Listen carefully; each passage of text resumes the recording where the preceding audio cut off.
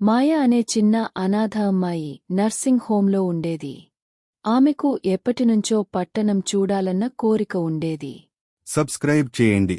ఒకరోజు తన చిన్న బ్యాగ్ తీసుకుని ప్రయాణం మొదలుపెట్టింది. పట్టణం చాలా రద్దీగా, గోలగోలగా కనిపించింది. మాయ అందరికీ నవ్వింది, కాని ఎవరూ పట్టించుకోలేదు.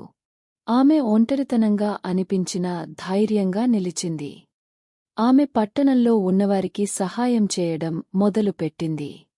ఆమె దయచూసి ప్రజలు ఆశ్చర్యపడ్డారు. సబ్స్క్రైబ్ చేయండి. ఒక దుకాణదారు ఆమెకు చిన్న పని ఇచ్చాడు. మాయ ప్రతిరోజూ కష్టపడి పనిచేసింది. కొన్ని పిల్లలు ఆమె పాత బట్టలను చూసి నవ్వారు.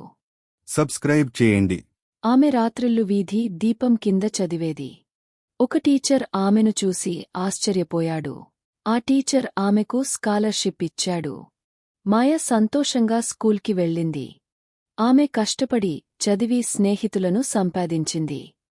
మాయ క్లాస్లో ఉత్తమ విద్యార్థిని అయింది. మాయ చెప్పింది, దయ, ధైర్యముంటే జీవితం మారుతుంది.